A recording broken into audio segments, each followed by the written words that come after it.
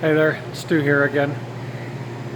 Yeah, I just produced a video that says, what do we do? So, we've talked a lot about what we do on the ranch. I was talking about what do we do in terms of providing our customers with healthy meat products. And well raised, well cared for, ethically produced. And I just want to add one thing to that. When we're talking about animal health and animal husbandry, there's lots of people who've stuck to a conventional view on that, which is let's have animals that are comfortable, well fed, with well managed disease issues, so they're healthy, comfortable, and well fed. And that is most people's definition of good animal husbandry. So there's no unnecessary injury, no unnecessary sickness, and no malnutrition, all that kind of stuff. And in the macro sense, that's what people do. Most farmers and ranchers do that. There's a few outliers, but society's got some crazy outliers. There's always someone who's going to break into someone's house. Not everyone is a criminal, but there's always someone out there who's willing to break the law or do something that's completely immoral and unethical. So don't tar everyone with the odd outlier story that you see. But on top of that, and this is something that regenerative farmers and holistic plant grazing ranchers who are into holistic management, all the regenerative crowd have realized. Beyond purely animal health and comfort and lack of unnecessary suffering and injury, there's an important thing that we've been missing.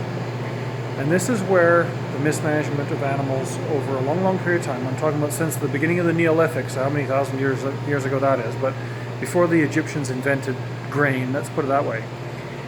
We've been mismanaging animals because people have failed to realize what is essential for the ecosystem and also essential for the health of the animal and health of humans over the long term. Effectively securing our global future in terms of food production, we need animals that are kept in an environment that allows them to manifest instinctive behaviors. And the reason for that is that the ecosystems that they live in, the farms, the ranches, all kind of stuff, those ecosystems have a symbiotic relationship with the animal. But it's not just with the animal, it's with the animal that is acting in its natural herding environment. We're talking about the herding ruminants here. The keystone herbivore species of all of the grasslands of the world. So we're talking about 70% of the world's terrestrial surface, something like that. Maybe 40% of it is available to rangeland agriculture. So 40% of the world's surface. Only 11% can be actually can grow crops in the first place. We're using 22 for that, put it that way. So there's a lot that isn't suitable that is being used for that, which is terrible for it. But even the 11% that is suitable, that only means we can get away with it. Doesn't mean it's good for it. But out of the 40%, take off the 11, so we got 29%. It's a fair amount. 29% of the world's terrestrial surface that could be used for rangeland agriculture is reliant on those animals living in a fashion where they manifest instinctive herding behaviors. Keystone herbivore species are only keystone if they act in a manner that reflects how they act in the wild. Because the plant species and the plant ecosystems and the soil ecosystems that are underneath them rely on that interaction at that behavioral level. Without it, we end up with a trophic cascade and the ecosystem starts to fail.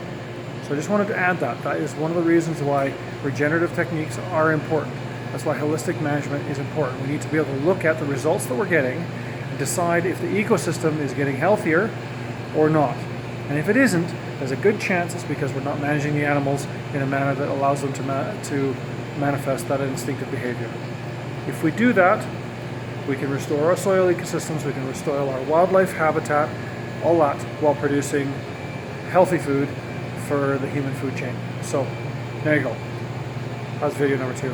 Now we'll get on to talking about not just what we do, but why we do it.